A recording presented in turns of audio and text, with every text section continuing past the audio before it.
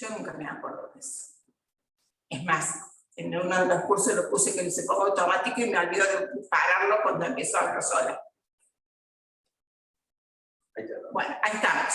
Entonces decíamos que la introducción que va desde lo general a lo particular y desembocando directamente en los objetivos, tiene que tener los antecedentes que hay sobre el tema, todo lo que se sabe, y una justificación del por qué este proyecto. Es como que uno necesita vender que este es un muy buen proyecto, porque si esto lleva, primero, para que lo autoricen, y en segundo lugar, si uno busca lograr subsidios con estos proyectos, esa justificación tiene que ser más que importante. Este marco teórico que va de lo general a lo particular, va todo acompañado de citas bibliográficas. Y decíamos que esa bibliografía tiene que estar dentro de los últimos años de la ciencia, ¿sí? A no ser que sea algún ítem, algún tema de un libro de cabecera de esa rama del estudio, que no puede no citárselo. Pero por lo general lo que se hace es buscar bibliografía que esté más o menos cercana en los años. Bueno, desglosando un poco la introducción, esto lleva una presentación del problema y una magnitud del problema, es decir, de qué vamos a hablar, qué se sabe de ese problema, qué impacto tiene esa temática en el lugar en donde uno trabaja, en la institución, en la provincia, en la ciudad. O sea, un poco el impacto que tendrían los resultados de este trabajo en la sociedad.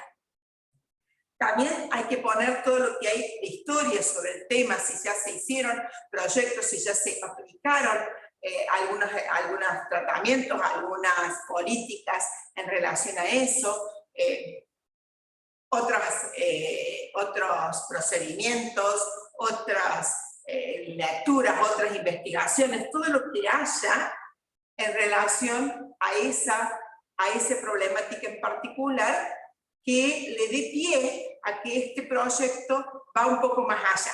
Que con este proyecto uno avanza, la ciencia, la salud va a avanzar en función de esto que uno haga.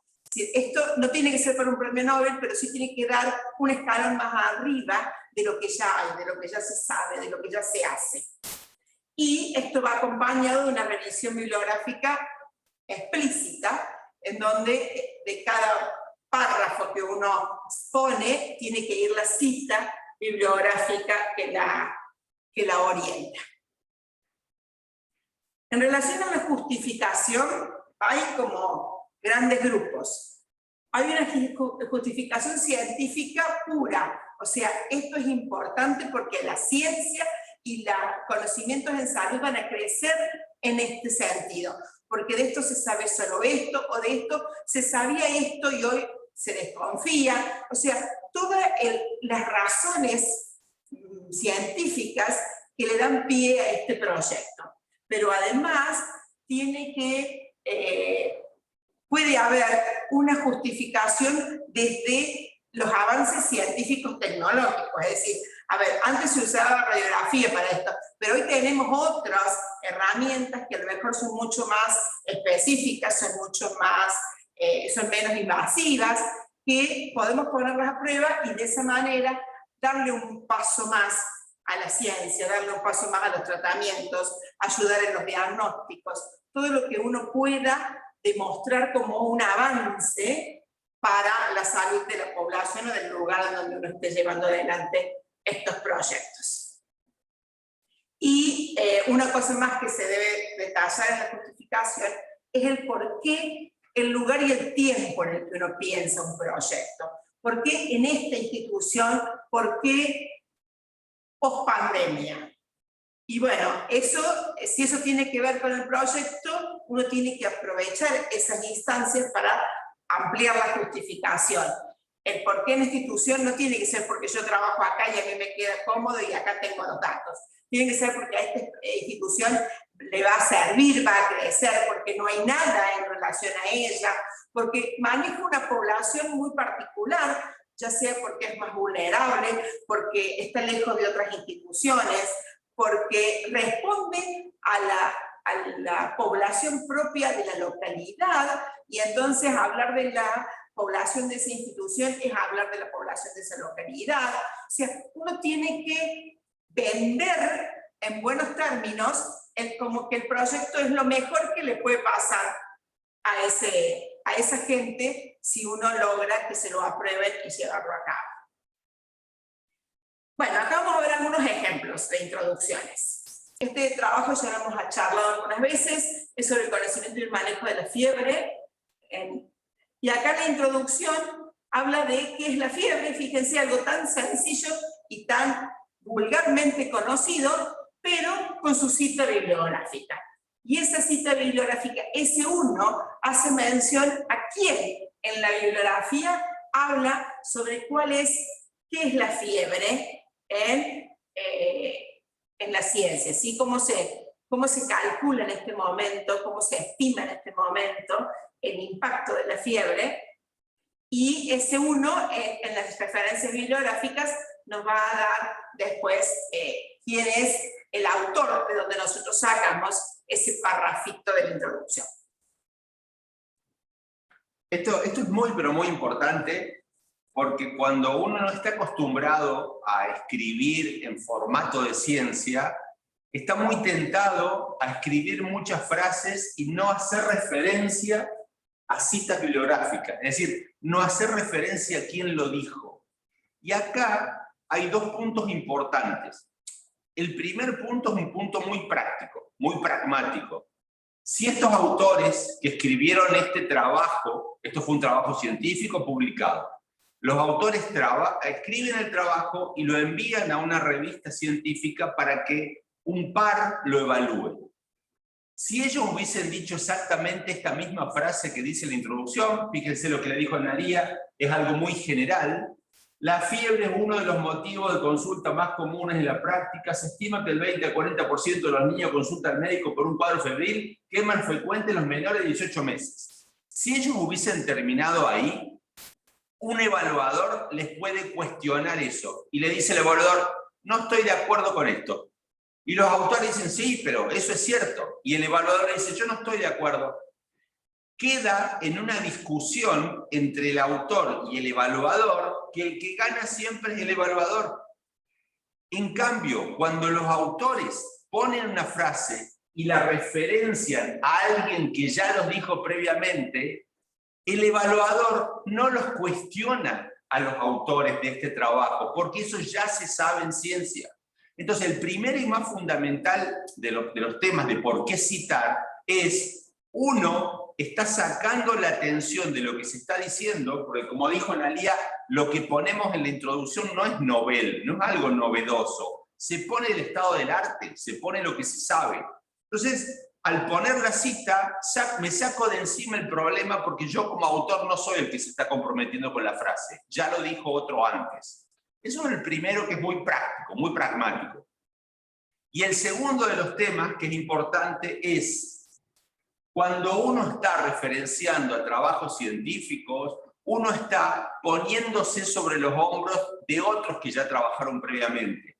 ¿Sí? Uno está, su ciencia, la ciencia que van a hacer ustedes, va a estar cimentada en los que otros ya dijeron. Entonces, ustedes le dan a conocer a los evaluadores que ya conocen esa bibliografía, que es nueva, que es novedosa, que es lo último que se sabe, y además se cimentan agradeciéndole a los científicos anteriores que ya hicieron esto. Entonces, es muy importante plagar, la palabra es plagar de citas bibliográficas en las introducciones, porque desligan el problema, cimentan su conocimiento y le agradecen a científicos anteriores porque, digamos, se sabe esto, porque ya está publicado.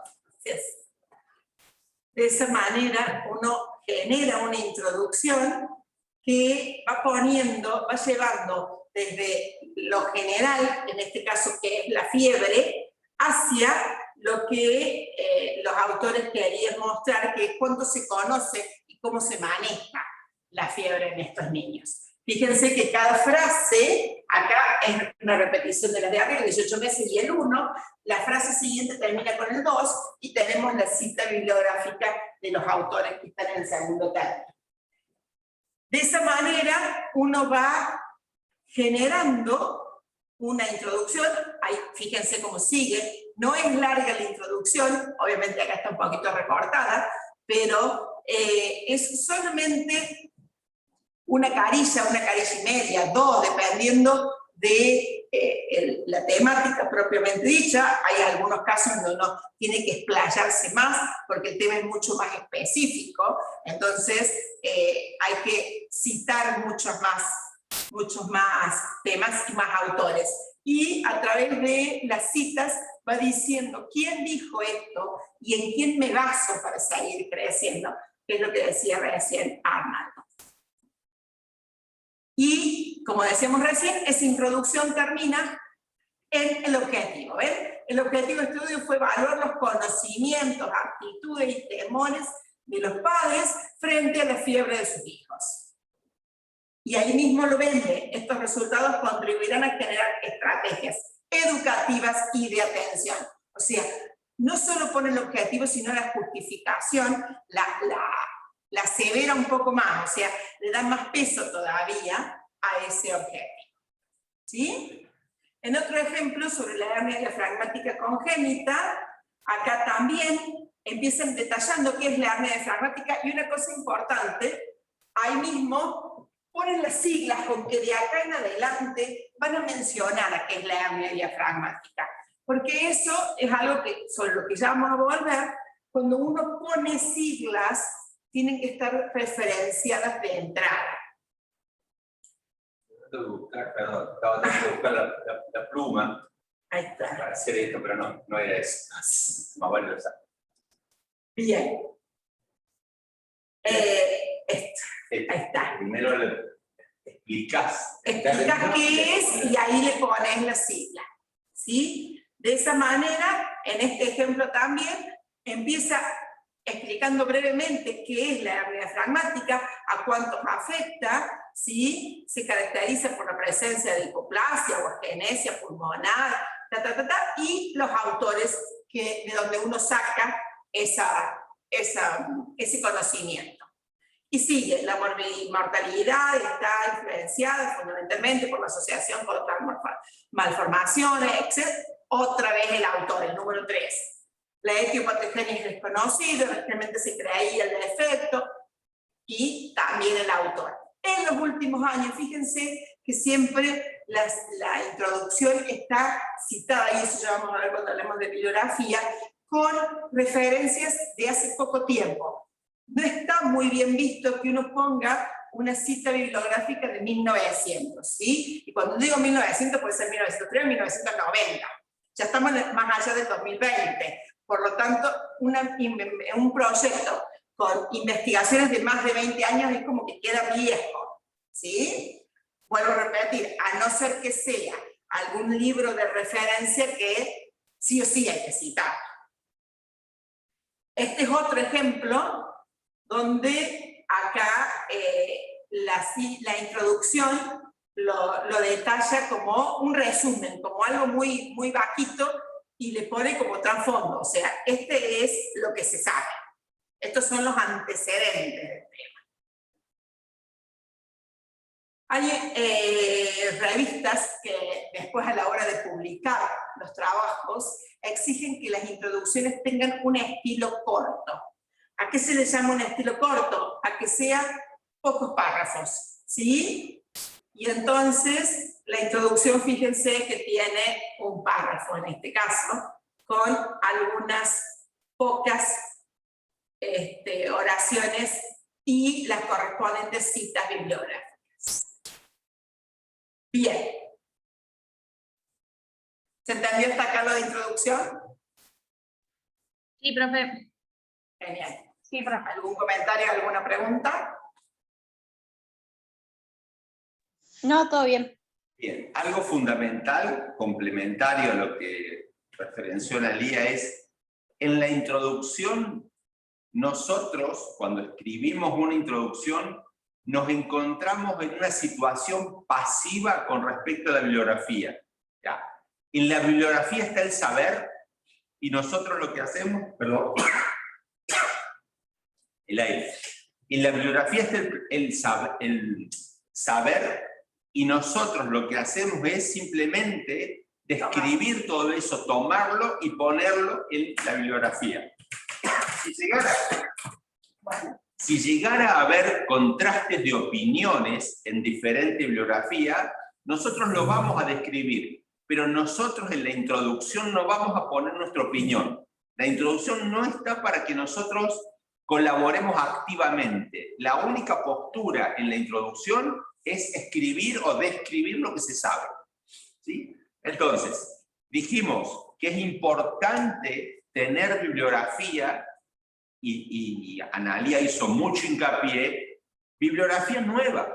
¿Por qué bibliografía nueva? Porque si ustedes fueran alumnos de historia, de una maestría o una especialidad de historia de la Grecia antigua, ¿sí? La bibliografía nueva o vieja en historia de la Grecia antigua probablemente, si es lo mismo, o sea, algo que se escribió hace 100 años tal vez no cambió tanto con respecto a ahora. Ahora, si ustedes son alumnos de programación de algún programa en particular, 6 meses de retraso ya es bibliografía vieja. Los programadores están aprendiendo cosas nuevas todos los días. Entonces, lo viejo y lo nuevo tiene que ver también con el área donde están ustedes. Yo estoy seguro que ya la pirámide nutricional, como la estudiamos nosotros en los años 80, 90, ya es viejo para ustedes. O sea, eso de comer mucho hidrato de carbono en la base creo que ya no se usa más, ¿no es cierto? Entonces, usar bibliografía vieja significa otro nivel de conocimientos. Ahora lo voy a complementar más todavía. Cuando ustedes, todos ustedes, estudiaron sus carreras de grado, nosotros también, estudiábamos de los libros. Conseguíamos libros en castellano y leíamos de los libros. Para estudiar el grado, que es lo basal, lo básico, está bien estudiar del libro. Ahora, cuando uno ya va en los últimos años de las carreras de grado, o cuando uno ya está haciendo un posgrado, el libro tiene información vieja. Es basal, pero es lo viejo. Imagínense ustedes un caso en particular. Imagínense que hoy una persona descubre algo muy, pero muy importante en el área de ustedes. Importantísimo. Un hecho científico que va a cambiar la forma de mirar, digamos, cómo hacen ustedes las cosas, cómo se trabaja en particular. Si hoy lo está publicando en una revista científica, o sea, si hoy lo descubrió, lo va a publicar en 2, 3 o 5 meses. ¿Por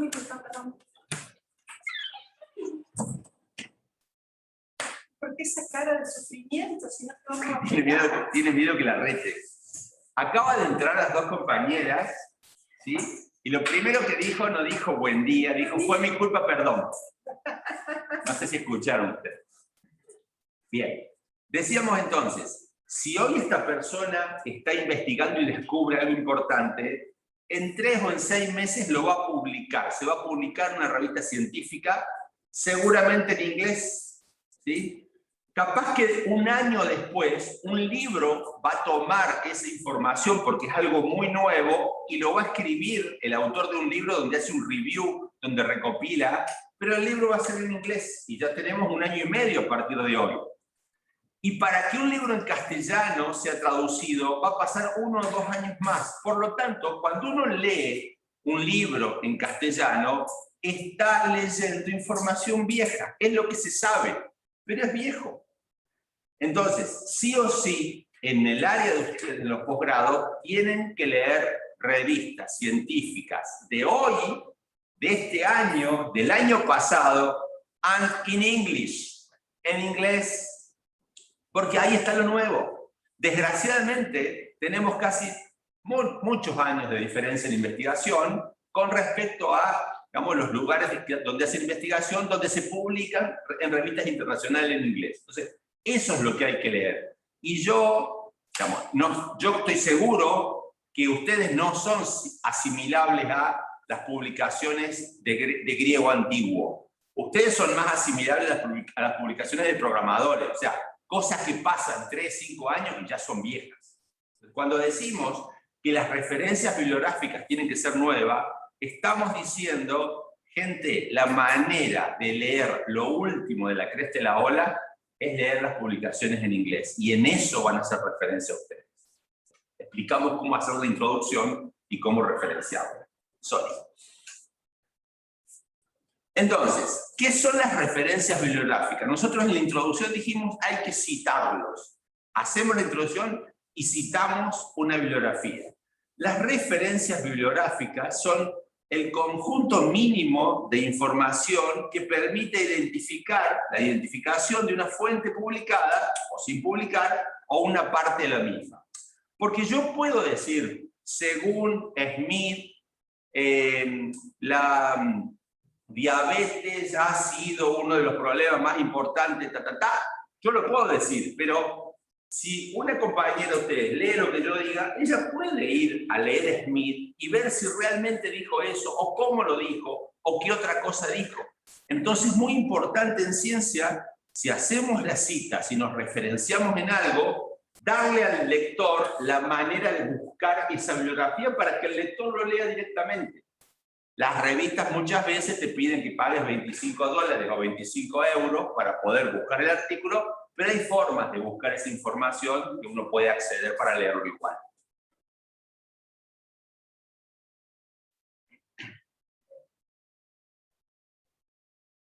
Bien, entonces, los propósitos de las referencias bibliográficas. Primero, defender la honestidad intelectual del verdadero autor del trabajo. ¿Sí? ¿Vieron esa gente que cuando uno le dice algo, después esa persona dice lo mismo como si fuera su propia acción intelectual? Y bueno, mira a decir, pero te lo dije yo, decí que te lo dije yo, que yo fui el que lo pensó. Bien, eso se trata de evitar en ciencia. Si a alguien se le ocurre algo y un tercero lo cita, que no quede como que es la idea del tercero, que quede como que la idea original fue mía. Entonces uno respeta la honestidad intelectual del trabajo y se evita el plagio. O sea, no están escribiendo lo mismo gentes sucesivas.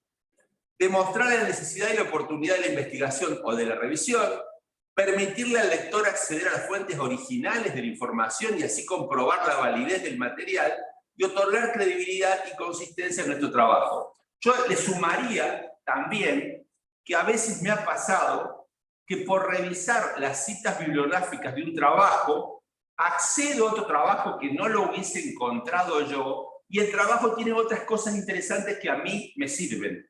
¿Sí? A veces cuando uno busca trabajos científicos en la nube, normalmente hacemos eso, encontramos ciertos trabajos que son los que primero aparecen en función de las palabras que nosotros ponemos en los buscadores. Pero revisando a quienes citan otros autores, uno puede ir a buscar y encontrar cosas interesantes que no se les hubiese ocurrido. Me pasó, la nube no o yo no supe cómo buscarlo, la nube lo detectó. Me pasó con unos trabajos sobre electrocardiograma para unos deportistas que yo no había encontrado una cierta bibliografía. Cuando encuentro una publicación y reviso a quienes citaba, empiezo a ver esas publicaciones que decían. Y había 2 o 3 trabajos interesantísimos que yo nunca los hubiese encontrado buscándolo yo solo. Así que esa cadena de ir a ver a quién cita fulano es importante porque me hace acceder a otra información. Muy bien. Para citar la bibliografía, para decir, bueno, mira, esta es la bibliografía, se necesita hacerlo de una manera ordenada. Tiene que haber un orden para hacerlo. Porque si lo hacemos cada una de las citas con una forma o un estilo diferente, queda todo desordenado y no se encuentra necesariamente toda la información. Entonces, hubo gente que se organizó para ordenar, y es lo que se llaman los estilos. Estilos de citaciones, estilos de citas. En las ciencias de la salud, la más utilizada es un estilo que se llama Vancouver. Es el más utilizado. ¿Sí? Luego vienen otras normas como la ISO, en psicología, educación, ciencias sociales, en ingeniería, en biología, las normas APA son las más utilizadas. Analía y yo nos criamos con normas APA. En economía también nos criamos con normas APA y después hay otros estilos, etc. No hay que desesperarse, no es una locura, simplemente es una forma de describir la bibliografía, que ahora se la vamos a decir. Fíjense, ahí nuestra compañera Natalia hizo un pastiche con distintos formatos que hay de hacer las citas. Cualquier cosa, nuestra Facultad de Ciencias de la Salud, donde estamos ahora sentados o linkeados, tiene una revista científica que se llama Revista Método. La revista Método, si ustedes entran donde está y se fijan cuál es el reglamento de las publicaciones, va a tener detallado perfectamente todo esto que hemos estado viendo nosotros de metodología científica, pero además va a tener el link y les va a decir cómo se hace para citar la bibliografía, para hacerla de una manera ordenada con el estilo Vancouver. El estilo que decide la facultad y que decide la revista es el estilo más utilizado. Entonces, fíjense, esto es el estilo APA. El estilo APA, dijimos, no lo vamos a utilizar, pero es para que ustedes vean. Ustedes pueden ver una revista científica que empieza con el presente análisis, bla, bla, bla, bla, bla, bla, la alimentación, bla, bla, bla, bla, bla, y después la cita bibliográfica se hace con el apellido y nombre de los autores y el año de publicación, entre paréntesis. Entonces, el trabajo que está citando acá en este texto es de un autor que se llama Valle y otro autor que se llama De la Cruz Sánchez, supongo, me parece que no es un solo nombre, parecen ser dos, y lo publicaron en el año 2011, ¿ven? Esta es la forma de citar en estilo APA. Si revisan artículos científicos y lo ven de esta forma, es el estilo de la revista. Un estilo donde en el texto se colocan los autores. Acá está Aguinaga, Fernández y Varo, son tres autores, publicaron en el 2009, y luego debajo va a estar esa información para que ustedes puedan ubicarla en la cita bibliográfica. En la referencia. Ahí aparece el autor en el segundo párrafo. Bien. Acá fíjense que dice Aguinaga et al. ¿Qué quiere decir et al? En latín quiere decir y otros. La costumbre, cuando uno tiene estilo APA, si son muchos para no escribir y escribir y escribir, es, si son, acá en este caso son tres, acá si son tres, le ponen el nombre de los tres. Si son cuatro o más de cuatro, acá le ponen et al, que es y otros en latín. El et al va con itálica, ¿sí? Es una costumbre, es una norma, digamos, donde uno acorta la cantidad de nombres, sobre todo a partir. La ciencia es como que cambió a partir de los estudios, cuando empezaron a hacer todo lo relacionado a la genética humana, ¿sí? ¿Por qué? Porque antes un trabajo grande con mucha gente tenía 5 o 7 autores, no mucho más que eso. Cuando empezaron todos los estudios con genética humana, que no alcanzaba con un laboratorio, entonces se hicieron 20 laboratorios, con 20 personas cada uno, hicieron un trabajo, empezaron a hacer más larga la lista de autores que es la introducción del trabajo. Muchísimos autores, y está bien, cada uno colaboró. A partir de eso tuvieron que cambiar las normas también, porque no se podía citar a toda la gente, era un trabajo enorme, ¿sí? Fíjense, acá, en las normas APA, en la introducción le puse el nombre, ¿sí? Por ejemplo, Valle y de la Cruz Sánchez 2011, y luego abajo en la bibliografía se pone Valle M y de la Cruz Sánchez E 2011, de la inter a la transdisciplinaridad en el abordaje del hecho, el nombre del artículo, el nombre de la revista, Anales Venezolanos de Nutrición, 24, entre paréntesis 2, página 34 a 40. Es una forma ordenada de que todos citemos de la misma forma. Ahora, el estilo Vancouver, que es el que ustedes van a utilizar. Nosotros les queremos dar el APA para que vean que hay otro tipo de estilo y que entiendan, si fueran estilos diferentes en la revista que ustedes leen, bueno, no hay ningún problema. Ahora, la exigencia acá es el APA. Perdón, este de acá es un ejemplo sobre nutrición, pero de una revista de psicología. Por eso tiene otro estilo de citas bibliográficas. Sí, sí. Que tranquilamente uno puede llegar a revisar de esas también. Entonces, el estilo Vancouver, cuando empieza la introducción, que es lo que les mostró Analía anteriormente, cuando ustedes todavía no habían llegado, perdón, lo tengo que hacer, ¿sí? Empieza, y se acuerdan que en vez de tener el apellido y nombre de los autores, tiene un numerito. Empiezan a citar la bibliografía en orden de aparición. ¿Vieron en las películas cuando dicen los actores en orden de aparición? Bueno, eso es lo que pasa acá. Van poniendo en el orden que van apareciendo las citas bibliográficas. Números arábigos. Y luego, con números arábigos, y luego en las referencias bibliográficas se va poniendo en el orden que aparecieron, con el número que ustedes lo citaron, van poniendo las citas de cada uno de los trabajos. ¿Sí? Es una forma, o sea, me decía un alumno ayer, pero no están ordenadas alfabéticamente. No, están ordenadas en orden de aparición, es otro orden. Entonces, fíjense, este es un trabajo de una revista que se llama Clinical Microbiology and Infection. Esa es la revista, el nombre de la revista. El trabajo, digamos, el título del trabajo es Características clínicas y asintomáticas y sintomáticas de pacientes con COVID-19, no sé qué mild. COVID-19 mild. Bien, ¿quiénes son los autores? Y acá me encanta, porque uno cuando lee autores de alguna nacionalidad no sabe cuál es el nombre y no sabe cuál es el apellido. Acá la revista nos hizo un favor y nos dejó solamente el apellido. Pero si dijera Kim Lang Lung, andá a saber cuál es el nombre y el apellido. Acá la revista, que seguramente el editor tuvo el mismo problema que nosotros, le dijo, bueno, dejen los apellidos. Entonces fíjense, el primer autor es de apellido Kim, el segundo también es Kim, después tenemos un Ra, un Li, un Bae, un Yang y otro Kim más.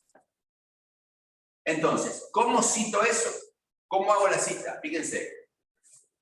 Apellido del primer autor, Kim.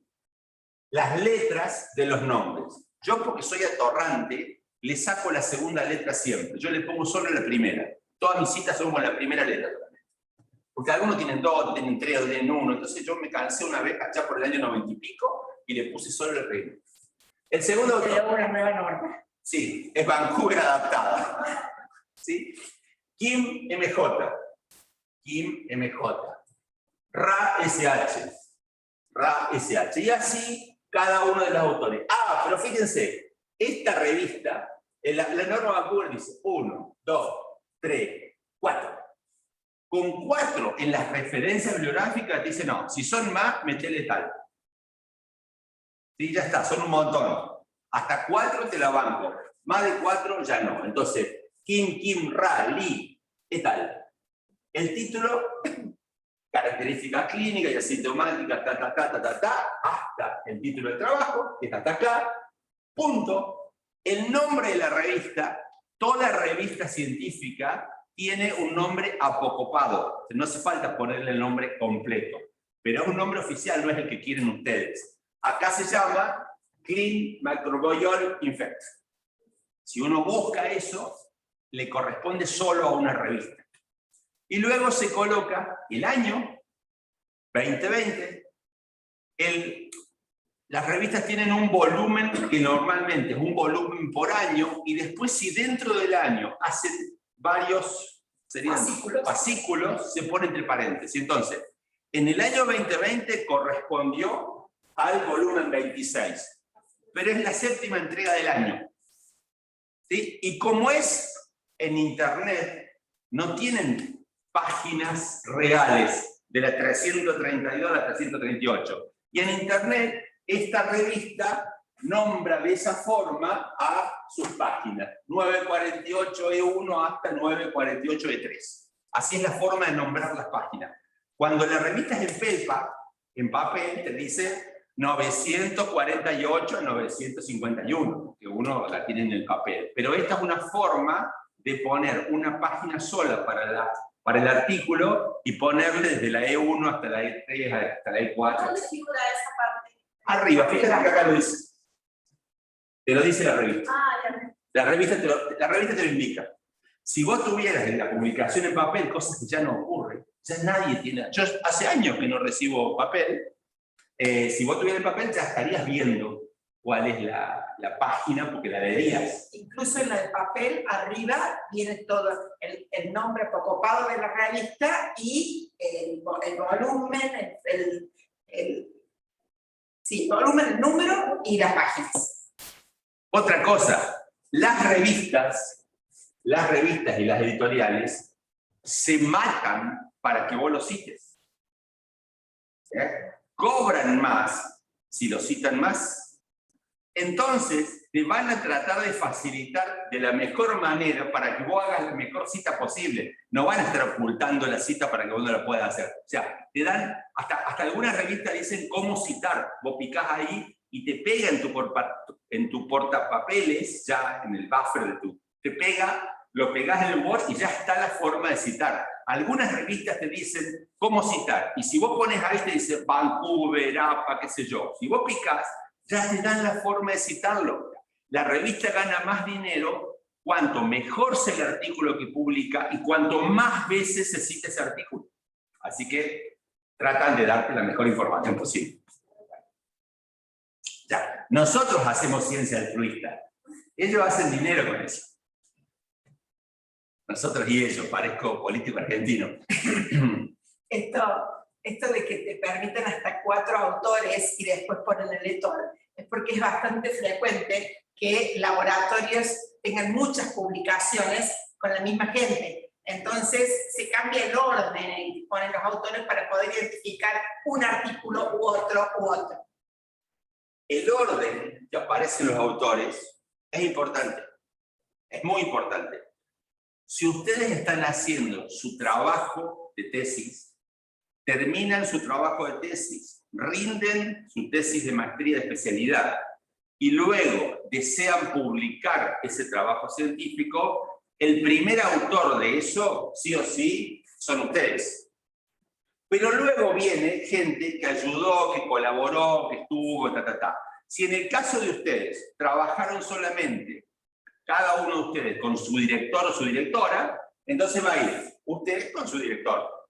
Si en el medio hubo gente que ayudó, le pagaron a un muchacho y le quisieron pagar por hacer análisis estadístico, le dijo, no me pagues, te lo hago de buena onda. Ah, bueno, te pongo en el trabajo. Bueno, sí. Entonces va a ir ustedes, la persona que hizo la estadística y el director siempre va al final.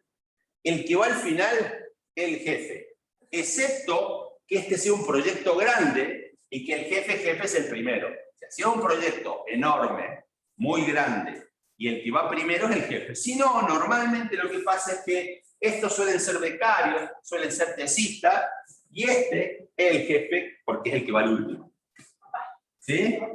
Me pasó con un trabajo de COVID, que, no, mentira, calidad espermática, que habían puesto al becario acá, ¿sí? El becario acá, 2 o 3 personas que colaboraron, qué sé yo, y la directora del proyecto siempre va última, la Caro Martín, siempre va última. Y ella, de buena onda, me puso acá a mí, yo siempre le hago los análisis y todo, y abajo puso que eran igualmente responsables este autor y este autor, como diciendo, somos iguales de importantes. ¿Sí? O sea, todo bien con eso, pero hay un código secreto para entender cómo es el orden de los autores. De hecho, hay una facultad, no me acuerdo, que dijo qué tenía que hacer una persona para ser autor, como un mínimo. O sea, hay 20 personas en el trabajo, y una persona lo único que hizo fue decir, che, se te cayó la lapicera. Listo. Chao, gracias. Esa persona que levantó una lapicera durante el proyecto, ¿merece ir en la publicación? Bien, no, estamos de acuerdo. Entonces, pero más de una vez se paga a que le levante la lapicera con una cita bibliográfica, o sea, un paper. Hay un artículo, lo voy a tratar de conseguir, que dice como mínimo qué tiene que hacer una persona para ser un autor de un trabajo. Parece que es de psicología. Lo tenía Lozano, lo tenía Alejandro Lozano, pero me lo mostró hace como 4 años, 5 y ya me olvidé. No me acordé. Más de 4 autores, se coloca y tal, bueno, me adelanté. Autor. Y ahí va como... No, tengo una consulta. Sí. Usted dice que, por ejemplo, el señor C.H. Kim puede que sea el director, pero ahí no lo nombramos. En el ETOL no, pero sí figura en el orden en que tiene importancia en la carátula del paper. Ah, bien. Esta es la forma que vos lo nombraste. Vamos para acá. La forma que vos lo nombraste para que en la revista donde estás publicando vos no haya un montón de nombres, es eso. Ahora, en los sistemas informáticos que detectan a quién se nombra, va a aparecer este trabajo y a este señor en su propio currículum le va a aparecer que lo citaron una vez más. O sea, no aparece nombrado ahí, pero sí las estadísticas que se hacen se llama bibliometría, ¿sí? Las estadísticas que se hacen con eso, al señor le va a aparecer. Porque, a ver, nosotros laburamos de esto. Entonces, ¿cuándo un científico es mejor? ¿Qué les parece a ustedes? ¿Cuándo un científico puede ser valorado como mejor o como peor? El producto de un científico son las publicaciones científicas. Un científico es mejor cuanto más publique. Entonces, si tiene muchas publicaciones, es mejor científico que otro que tiene menos publicaciones.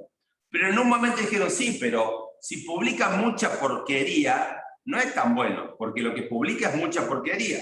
Entonces, hagamos una cosa. Tengamos en cuenta si publica mucho o poco, pero tengamos en cuenta también si citan mucho los trabajos de esta persona. Porque si lo citan mucho, quiere decir que es bueno. Si lo citan poco, quiere decir que no es bueno. Por lo tanto, a los científicos nos evalúan en función de esas dos variables, de cuántas publicaciones tenemos, pero también de cuántas veces nos citan las publicaciones. Con eso se hace un índice, y con ese índice nos evalúan a los científicos. Entonces, uno dice, yo tengo un índice de tanto, y ahí, digamos, antes alguien era bueno o malo, depende de cómo se vendía, el autobombo. Hoy, si yo digo que soy bueno, alguien busca en internet y dice, no, no es tan bueno, mira el índice que tiene. Entonces, los científicos vivimos de esto. Y ustedes cuando citan a alguien, le están agradeciendo, pero no es solamente, ay, te agradezco de una manera del corazón, no. Están haciendo que en el currículum del tipo aparezca que ustedes lo citaron. ¿Sí? Aún en la tesis. La tesis de ustedes, hay distintas formas de citar, pero la tesis de ustedes va a ir a un banco y si ustedes citan a un autor en su tesis, ese autor, aunque viva en Finlandia o en China, se va a enterar y va a poder saber que ustedes lo citaron. Llega el correo. Sí, si tenés, te llega el correo, si no, entras y decís, ah, mira, me citaron acá, a ver, ¡qué Argentina! Ya, en esa revista, los autores que son japoneses o chinos tienen apellido de 2 o 3 letras. Pero si te toca un español que tiene doble apellido, Sánchez de la no sé cuánto, te ocupa un renglón y medio en los 4 apellidos nada más de los autores. Claro. O sea, imposible poner más de 4. Bien, ¿cómo hago para citar un libro? Dijimos, no está bueno citar libros, pero si hay un libro que es referente, que es importante, que ustedes tienen que demostrar que lo leyeron, ¿no? Si le quieren agradecer al libro, digamos, su propia presencia, el estilo Vancouver dice que un libro, como por ejemplo ese, se cita con apellido y nombre de los autores, el nombre solamente la primera inicial, el título del libro, Introducción a la Inmunología Humana, la edición, y eso era para cuando estaban en papel. El lugar de impresión, que es Buenos Aires, Argentina, la editorial y el año de impresión. Ahora hay problemas con esto porque hay muchos libros que no están en papel. O sea, hay un libro en internet, está en internet, entonces la forma de citarlo ya no es con la edición, sino que después del año se pone en qué sitio de internet y qué día de visita fue digamos, visto o fue bajado ese libro. Hay muchos libros ahora que están online directamente, que no existe el papel de eso. En esos casos es importante la fecha en que uno lo descargó, porque al estar en internet se actualizan continuamente y uno puede hoy ver algo o no encontrar algo que sí se vio hace 1 o 2 años atrás. Claro, porque yo imprimí un libro A los 2 años un alumno me dijo, profe, acá hay un error. Y lo miro y tiene razón. Sí, acá hay un error. Bueno, el libro está en papel. ¿Cómo hago para corregir eso? Un papelito que dice fe de rata, se imprime, se pega, se lo abrocha y se le da, toma. Ahora, en internet, si hay un error, a los 5 minutos lo bajan, cambian el archivo, lo suben al PDF y ya está. Entonces, por eso es importante en qué fecha fue, porque eso puede ser cambiado. Bien, sitio web. Autor o autores, ¿sí? Y fíjense, acá hay una cosa importante. Hasta ahora, el autor o los autores siempre fueron personas físicas. En los papers, en general, el primer autor no es un ente, ¿sí? Un ente gubernamental, nada de eso. En general, en los papers siempre hay una persona física como primer autor. Pero en los libros puede ser que sea un libro de una sociedad argentina de pediatría. ¿Sí? Entonces, puede ser que el primer autor sea una sociedad. En este caso, fíjense que en el sitio web es de la Junta Directiva de la CEP, que debe ser la Asociación Española de Pediatría y de no sé qué cosa. Bueno. Endocrinología de pediatría. Ahí está. El nombre, protocolo de endocrinología, quién es la asociación, la edición, esto es en España, se llama Ex Libris porque es como un libro digital, el año, y después entre corchetes, consultado el 7 de noviembre del 2020 a las 12 horas. Claro, que si lo consultaste 2 y 4 te cambió. Te pudo haber cambiado. Y disponible en ¿cuál página? Ahora, si ustedes eso lo hicieron hace 3 meses y hoy no está disponible, ¿sí? De todos modos, ustedes tienen que ponerlo igual, porque en ese momento, ese día, a esa hora, estaba disponible ahí. Si alguien legalmente quisiera verlo, lo puede hacer. Y le puede mandar a la asociación diciéndome, dígame cómo era lo que estaba en ese momento citado. Hay forma de corroborarlo. Nadie lo va a hacer porque no se van a poner en eso, pero legalmente factible. Tarea para el hogar. ¿Qué les parece que hay que hacer? Sentarse. Sentarse. ¿Sí? Bien, sentarse. Entonces, para cerrar, veníamos con introducción, que era la meta.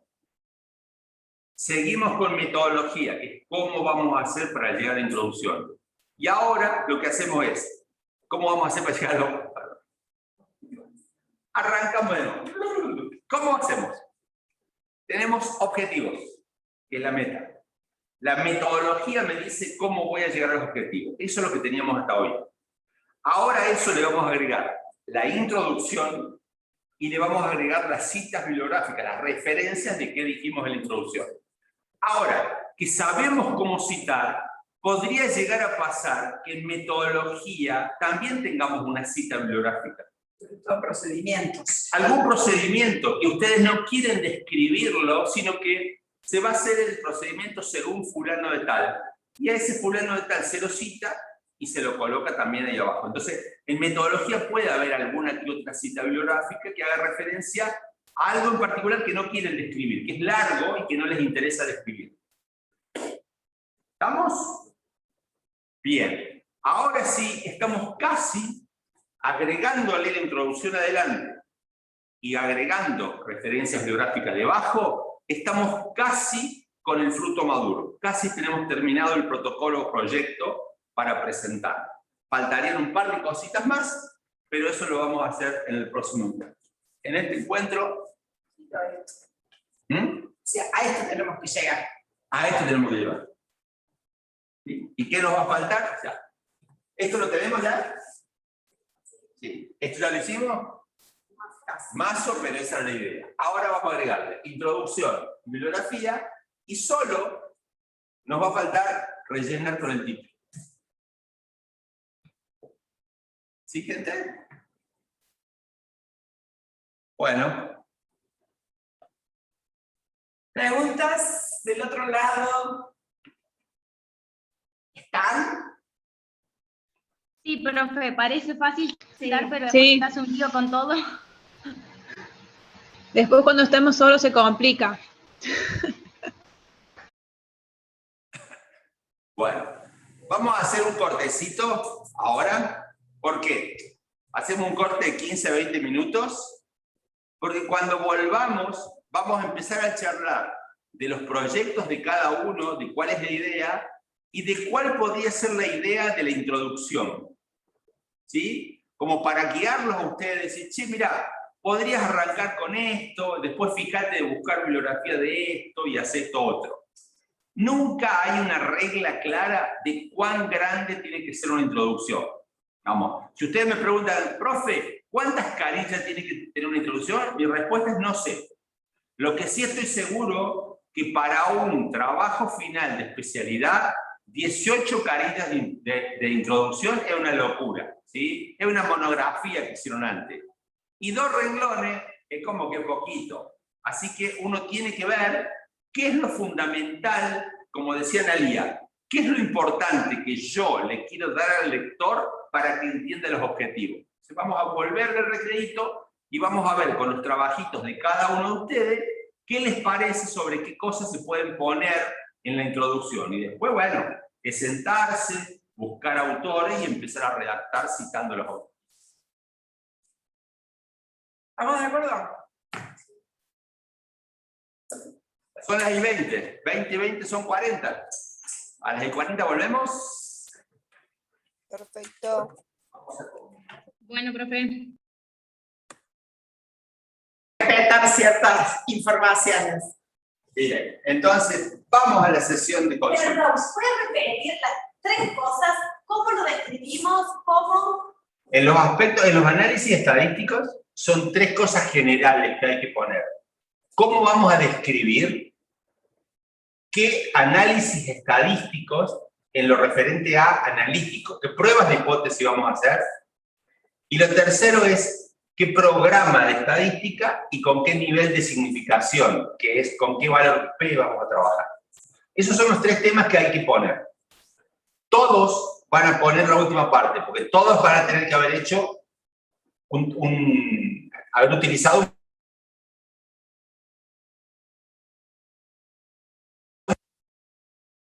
que dice quiero estudiar prevalencia, está describiendo, y el que dice tengo como hipótesis tal cosa, está describiendo y también tiene hipótesis, pero todos describen. El tema es el tema del medio. En el tema del medio es que Analía hoy decía, bueno, vos tenés que hacer un test T, vos tenés que hacer un chi cuadrado, o vos tenés que hacer un análisis de la varianza. Esas son las pruebas estadísticas, que es lo que va al medio. Dependen fuertemente de los objetivos que se persiguen y del tipo de variables y cómo las operacionalizan con las que trabajan.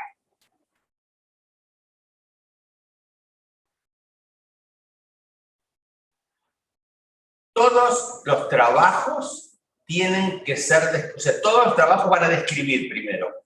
Aunque el trabajo sea solo descriptivo, ese trabajo describe.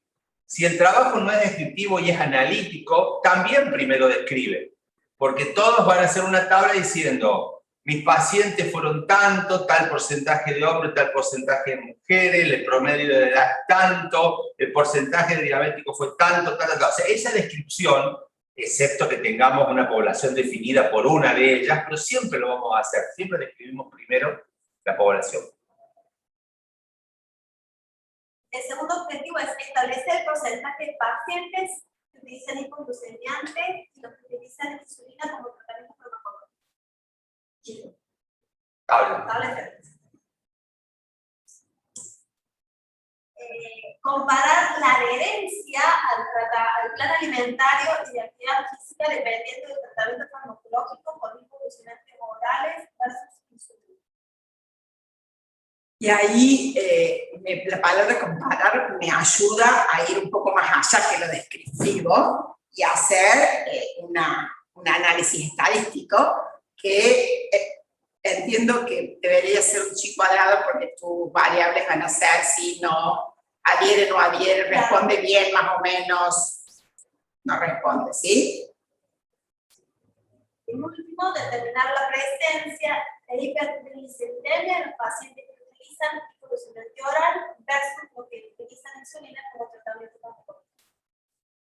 Y ahí pasa lo mismo, o sea, si yo me quedo en el determinar los porcentajes es una tabla, pero si yo quiero ver si la adherencia es significativamente diferente entre un tratamiento y otro, tengo un principal.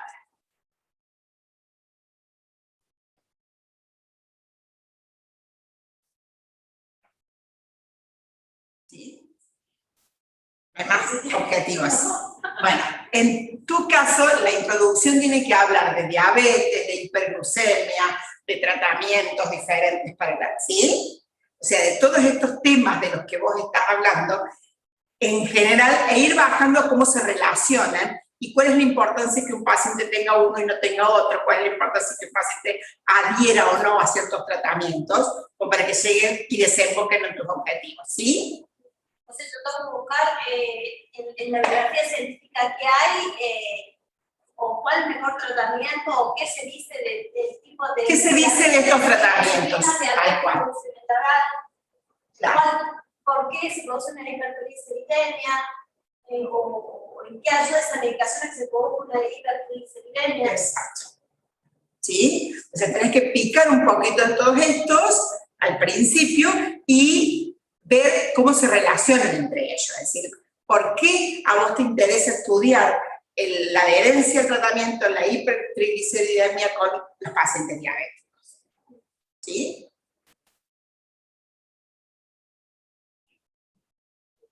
O para que eso desemboque en tus objetivos. Yo tengo que hacer introducción de la diabetes, Sí, arranca con una frase grande. De lo general a lo particular. Todo el mundo, miren, intenten mirar artículos científicos ahora con ojos metodológicos. Y porque el mismo artículo ustedes lo pudieron haber leído muchas veces para sacar la conclusión en el área de ustedes. Pero ahora mírenlo metodológicamente. Fíjense la primera frase que tiene todo artículo.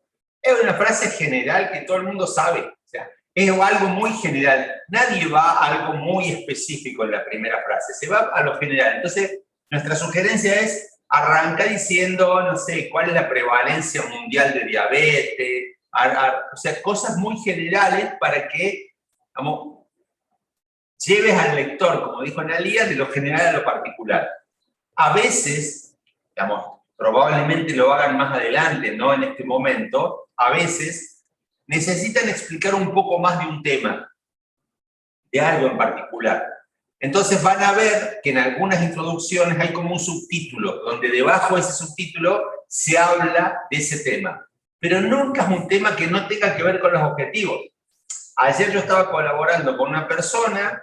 Los objetivos de esa persona tenían que ver con el estrés que causó la aislación durante el periodo de aislamiento, ¿sí? de COVID, e hizo 3 capítulos, uno sobre diabetes, otro sobre hipertensión y otro no me acuerdo de qué. La pregunta es, si vos vas a ver estrés, ¿para qué te estás describiendo tanto hipertensión, colesterol y diabetes? Y porque mucha gente lo tiene. No, pero no forma parte de tus objetivos. Yo entiendo que mucha gente de la tercera edad tiene todo eso, pero ¿lo vas a usar para analizar? No, era para tener información. No, no sirve. O sea, solamente vas a poner en introducción aquello que vaya por tus objetivos. ¿Sí? Muy fácil, parece. Sí. Divina. Bien.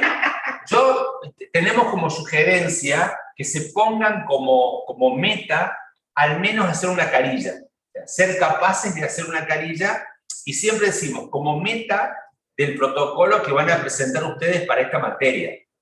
La idea, como lo dijimos siempre, es que esto les sirva de base para mejorarlo y que ya sea el proyecto de trabajo final. Y ahí, con ayuda de sus tutores o directores, van a mejorar esta introducción, le van a agregar algo, le van a sacar algo, porque va a ser alguien idóneo al tema el que nos va a ayudar. Nosotros los miramos metodológicamente. Bueno, Iván tiene su proyecto en marcha. Sí, o sea, la idea era esa, que nos va, o sea, como yo pensé, la idea era, porque uno muchas veces hace hace después, cuando terminas de cursar, te quedas con todo el mundo que tenés que hacer eso. ¿Cómo lo hace entonces? ¿Por dónde arranca? Aprovechar, por eso cambié el tema y aprovechar realmente poderlo hacer con el cursado. Perfecto. Digo yo. Sí, bueno. Bueno, mi objetivo general era establecer relación entre estado nutricional y valores de presión arterial en adolescentes de 5 años, No te juro que yo no te escucho. en la localidad de Netinge del año 2022. Es en Noetinge, eso entendí. Entendí el 2022, pero con Adolescentes. Esa relación entre estado nutricional y valores de la presión arterial en adolescentes de 16 a 18 años. estado nutricional y presión arterial. Listo. Objetivos específicos. Evaluar el estado nutricional a través de indicadores antropométricos y obesidad. Evaluar el presión arterial diastólica y sistólica teniendo en cuenta la sociedad feminista de pediatría. Analizar la asociación entre el estado nutricional y presión arterial y analizar la asociación entre la actividad física y presión arterial. Bien. Y estadístico. Bueno, pues luego de la recolección de datos se llevará a cabo el procesamiento de los mismos, se encargará de una base de datos utilizando Excel y seguidamente se realizará la codificación de los contenidos y su agrupación en categorías según las variables. El análisis descriptivo de las variables cuantitativas continuas se realizará mediante el cálculo de medida presumen media y en vía estándar, valor mínimo y valor máximo. Para las variables cualitativas se producirán gráficos de valores sectores.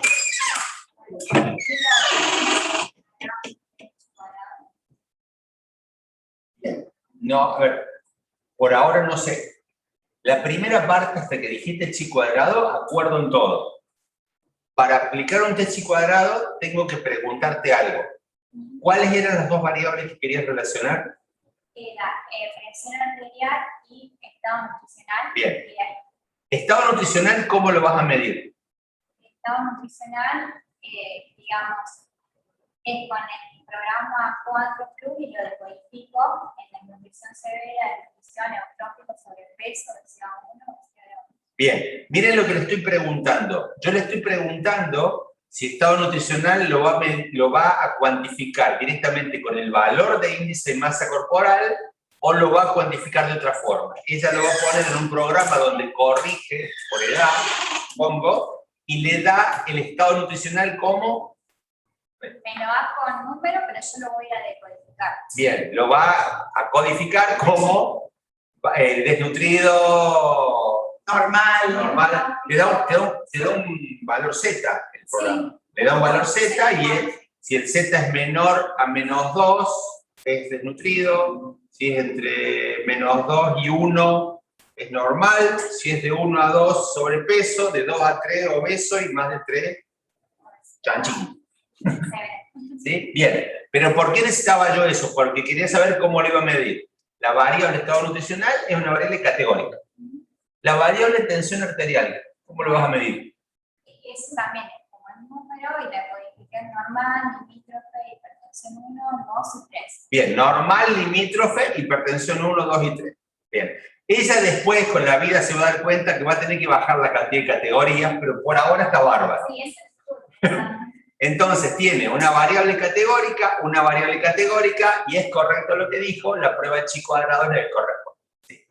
Bueno, y después también relaciono lo que es los valores de presión arterial, el estado nutricional y el ejercicio. ¿Y el ejercicio físico cómo lo medís? Como sí o no.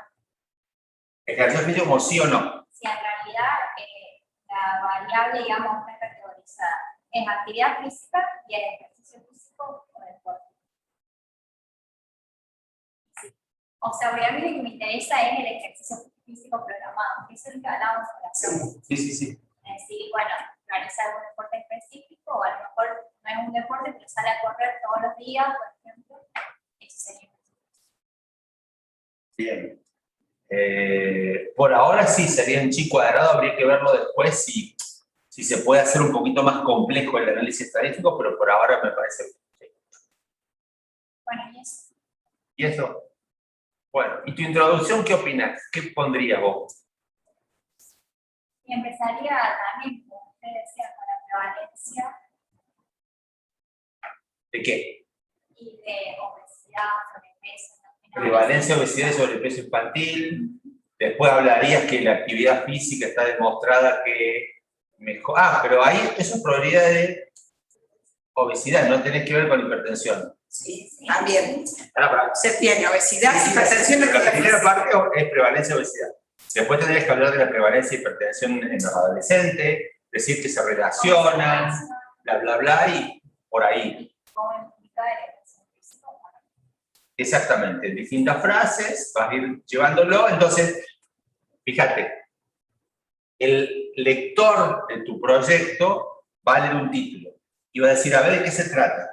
Y vos lo vas a ir llevando diciéndole cosas generales sobre la prevalencia de obesidad en adolescentes, la prevalencia de hipertensión, lo vas llevando, le vas dando la información necesaria para que cuando llegue al objetivo entienda por qué quieres relacionar el estado nutricional con la hipertensión, o con la tensión arterial, o sea, ¿se entiende? O sea, ahí se da la lógica de por qué quieres hacer que haga un tubo.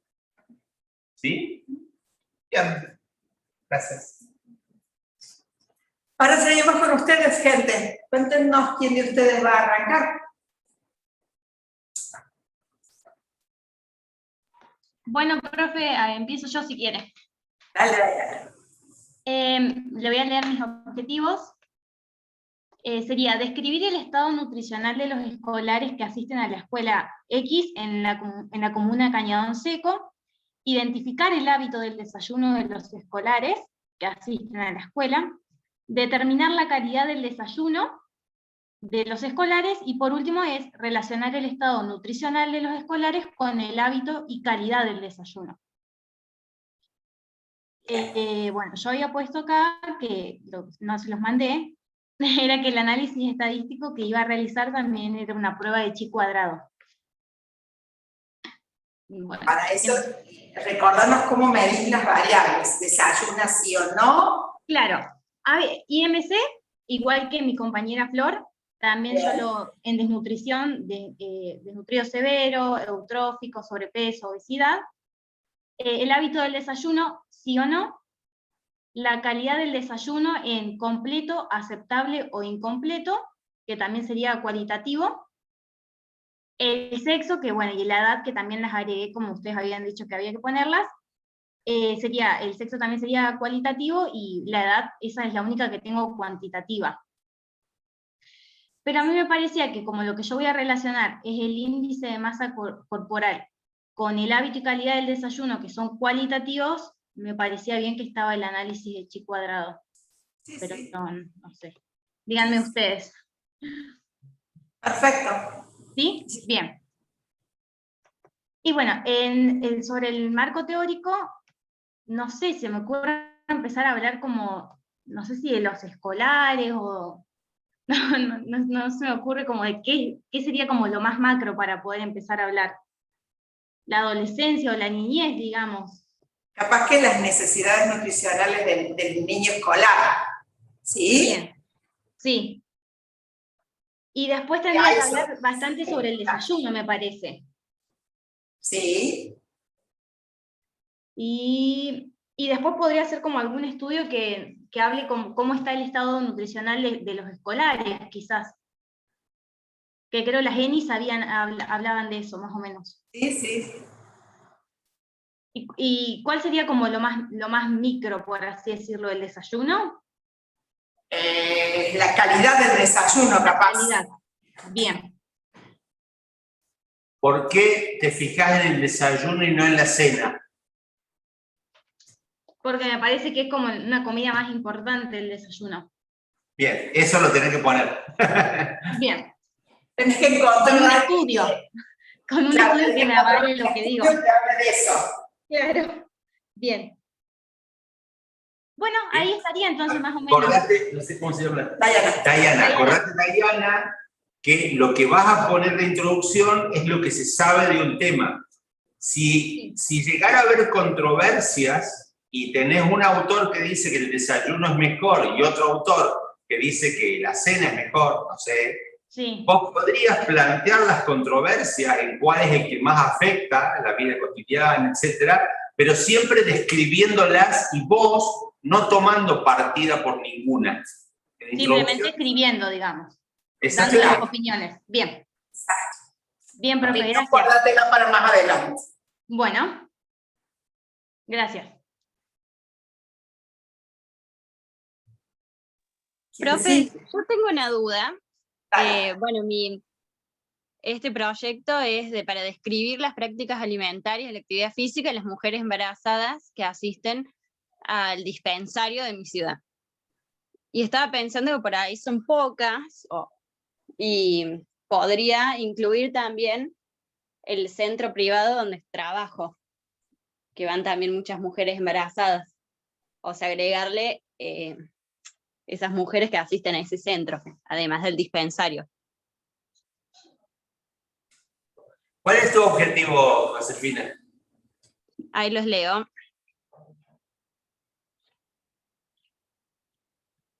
Es describir, bueno, las prácticas alimentarias de las mujeres que asisten al dispensario, que están embarazadas, y describir también la actividad física y conocer si asistieron a los controles mensuales con un licenciado en nutrición. Bien. Todo lo que planteaste ahí, creo que no se me escapa nada, era todo descriptivo. Querías describir. Claro, en realidad el objetivo general es describir, y después el objetivo específico es identificar las prácticas alimentarias que las mujeres llevaron a cabo durante su embarazo, conocer si asistieron a los controles mensuales con un licenciado en nutrición, y conocer si realizaron alguna actividad física durante su embarazo. Bien, esos tres objetivos en solo una población que es las embarazadas que fueron a ese centro de salud, es descriptivo. Si vos le incorporás un centro privado, automáticamente vas a tener que comparar. Porque vos creés que son las mismas prácticas las de un centro que en otro centro. No, claro, por eso, esa era mi duda, o sea, si podía describir, y después en la conclusión, de última, hablaba de las diferencias, pero no, es directamente comparar. Vas a tener que agregar ahí un objetivo que sea comparar la asistencia al nutricionista, comparar el tipo de alimentación, comparar el tipo de actividad física, o sea, todo lo que vos ves en cada grupo, a su vez, a través de los dos, de la comparación entre los dos. Claro, sí. Bien, eso era mi duda, si podía agregarlo, y que bueno, ahora no era solamente describir, sino que describir cada grupo y después compararlos. Sí. Y ahí ya me cambia la estadística, ¿no? Todo. La cantidad de todo prácticamente. No te cambia todo, le agregás cosas. Claro, bien, bueno, ahí me voy Así a como fijar. más completo. Claro, sí, porque me parecía que era medio poco para ahí solo describir, y se me ocurrió, bueno, incluir este otro centro. Bien, Josefina, cumplimos nuestro objetivo de tentarte. ¿Sí? Porque normalmente cuando uno arranca con esto se queda con quiero describir, pero después te van surgiendo preguntas. Y Claro. la frase que usamos, que es que el vuelo intelectual, como automáticamente vos decís, no, bueno, pero no describo solo esto, tengo esto, pero quiero comparar también. Y ahí te aumenta lo que querés hacer, o sea, incrementás el tamaño de tus objetivos, y eso es muy rico, eso está bueno. Sí, después se me fueron ocurriendo más preguntas y esto así de comparar y bueno. Exactamente. Después de la respuesta que te dé el sistema te va a dar respuestas para un grupo, respuestas para otro, los vas a comparar. En algunas cosas no vas a encontrar diferencias y en otras sí. Y ahí te van a salir las preguntas de por qué. Claro. Excelente. Y ahora yo podría plantear hipótesis también. Sí. Claro. Bueno, ¿es sí o sí tengo que plantear hipótesis o es opcional? Es opcional. Pero Sí, igual las tenés ya. Se te ocurrieron. Que por ahí quienes van al centro privado, o sea, como hipótesis, asisten más a los controles o tienen más cuidado de su nutrición durante el embarazo, por cuestión de que pagan, tal vez, no sé. No, todavía no lo pensé mucho. Bien, ahí es importante porque vos tenés 2 centros de salud que tienen que ver con 2 niveles socioeconómicos diferentes y probablemente niveles educativos diferentes. Entonces, no debieras dejarlo al azar, sino que tendrías que preguntar algo con respecto a eso. Claro, algo que haga la diferencia, digamos, por ahí, en la clase social. Claro. O sea, para conocer la clase social de la persona, si trabaja, el nivel educativo, eso. O si tienen una obra social. Es que no Ah, tienen si también. Por eso, en uno no, en el otro sí. Es que el grupo Sí, ya es claro. sí, El tema es dentro de cada grupo describir cada uno para tener algo más de herramientas después. Si no tiene, educativa. sí, si no tiene todo confundido. Sí. Bien. Bárbaro. Bueno, gracias. Y para la introducción, ¿qué pensaste, Josefina? Para la introducción, bueno, poner la importancia de la alimentación, la nutrición durante el embarazo, para la madre, para el bebé. No sé si, bueno, la actividad física también, la importancia de realizar, bueno, una actividad física que se pueda con el embarazo. Y no sé si describir algo más del nivel educativo o algo, o eso ya sería demasiado. Solamente, no sobre el nivel educativo propiamente dicho, sino que si vos tenés como hipótesis que va a haber diferencias entre el comportamiento de la población que va al dispensario y al centro de salud privado, vos ya podés a priori decir que buscar bibliografía donde se note que las diferencias educativas, económicas, etcétera, causan diferencias en otros trabajos que ya se hicieron. Claro, bien, bien. Sí. O sea, ver cómo la educación y el nivel socioeconómico influyen en el control del embarazo. Claro, bien. Bien, perfecto. Entonces, cuando vos describís eso en la introducción, después que el lector, después que Analía lea, o yo eventualmente lea, el protocolo, la introducción, no me va a hacer falta que vos explícitamente pongas la hipótesis, porque en función de la bibliografía que vos pusiste, ya entiendo que querés comparar entre un centro de salud donde va gente de un nivel socioeconómico y otro con otro socioeconómico, porque tu hipótesis es que son diferentes. ¿Viste que dijiste, si es obligatoria la hipótesis? Si está explícitamente descrito bien cuáles son las diferencias, no te hace falta escribir la hipótesis, ya se entiende. Ah, bien, bueno, genial. Bueno, muchas gracias, profe. A vos. ¿Alguien más?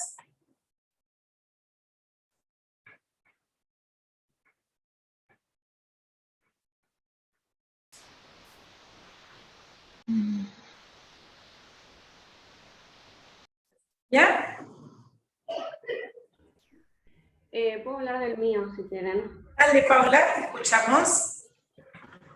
Bueno, mi objetivo es analizar el consumo de frutas y verduras en la población universitaria, identificar los factores que lo explican y la relación con el estado nutricional autorreferido. Digo cómo voy a medir las variables. Vale. Bueno, la edad lo hice por categorías, de 18 a 24, 25 a 29, de 30 a 35. Después el género autopercibido, femenino, masculino u otro. La cantidad de frutas y verduras consumidas, usualmente en 24 horas.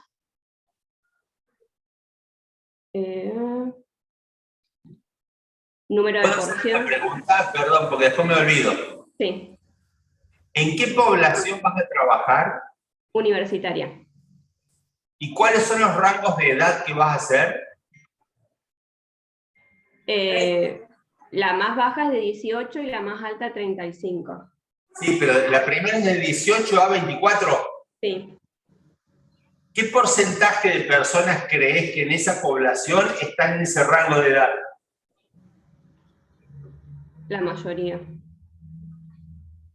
Así que probablemente el rango de edad ese no te sirva, porque vas a tener el 80-90% ahí y después un porcentaje chiquitito en los otros. Me parece que dada esa población no está bueno esos rangos. No que tengan que subdividir más ese. ¿Y qué rango sería recomendable? Yo porque no quiero dejar a la gente más grande afuera, porque...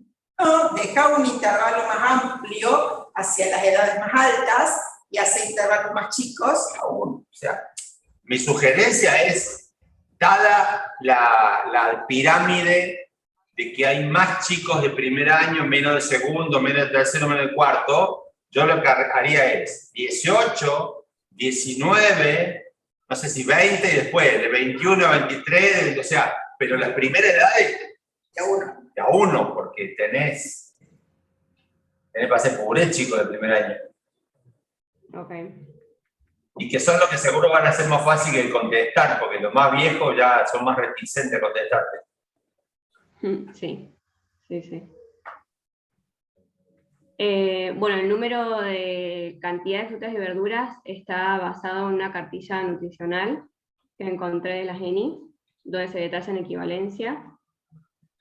Después, las barreras del consumo, como consume las porciones recomendadas, las barreras individuales, que son por gusto, por falta de tiempo para comprar, por hábitos. Después están las barreras económicas y las barreras demográficas por pocas opciones de lugares de compra. Después dije que lo voy a relacionar con el estado nutricional, y el estado nutricional va a ser autorreferido, por peso y talla autorreferida. Bueno, y también, como mis compañeras también, el IMC.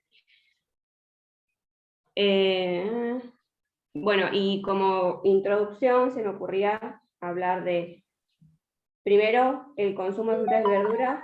¿Por qué hablo de esto? La importancia, cómo influye en el estado nutricional, las recomendaciones de las GAPA del consumo, cuál es el porcentaje de consumo a nivel mundial y en Córdoba,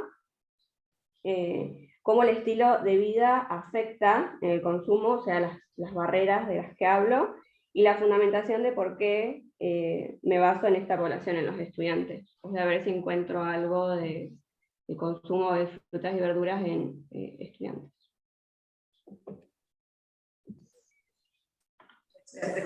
Y con la parte estadística.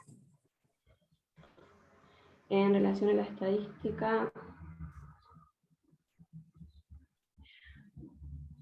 puse que bueno, que después de, lo voy a hacer con un Google Forms, un cuestionario autoadministrado. ¿Me escuchan? Dale, lo vas a hacer con un formulario de Google Forms. Ah, bien. Que eso te tira una base de datos en Excel. Sí. Y desde ahí un análisis descriptivo, y después para comprobar las hipótesis con chi cuadrado. Bien. Sí, estamos. Bien. Bárbaro.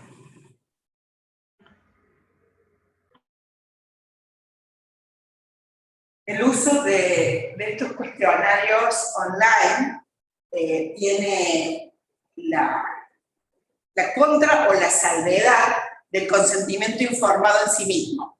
Es como que si uno no lo contesta es porque no lo acepta contestar, ¿sí? De entrada. A lo mejor no lo contesta porque no le llegó, porque se olvidó, lo que fuera. Pero el hecho de contestarlo asume que la persona está de acuerdo en hacerlo, a tener que contestarlo uno mismo desde su correo, por ejemplo, ¿sí? Pero hay que tener cuidado que, de acuerdo a cómo hacer el cuestionario, que incluya o no el correo de la persona, los datos personales de la persona, ¿sí? Que eso después en tu base de datos se vea reflejado de alguna otra manera, que cuides la información confidencial. Sí, eso también me pasó con el tema de los aspectos éticos. No hice consentimiento informado al ser un formulario que pueden o no responderlo.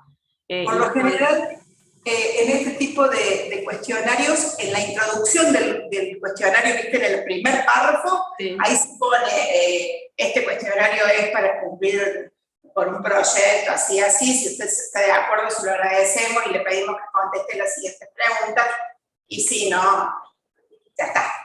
Sí.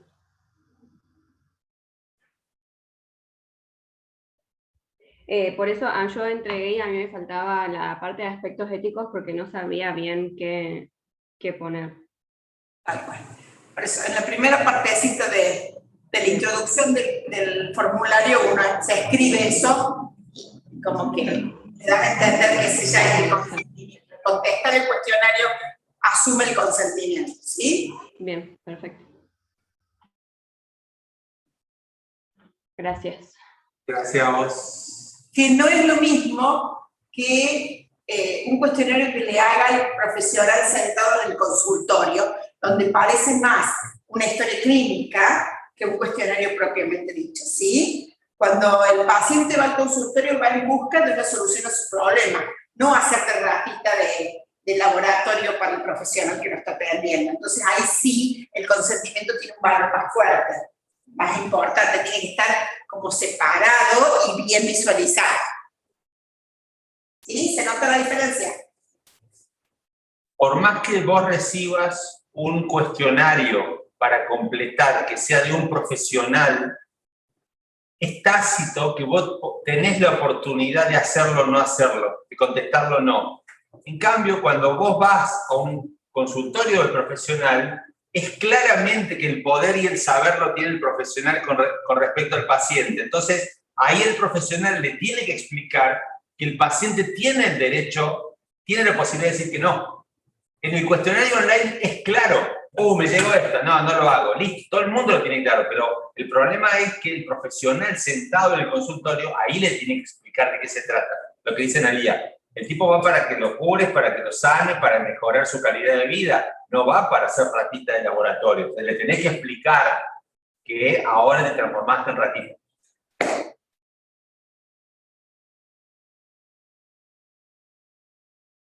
¿Qué más, gente? ¿Alguien más ofrece?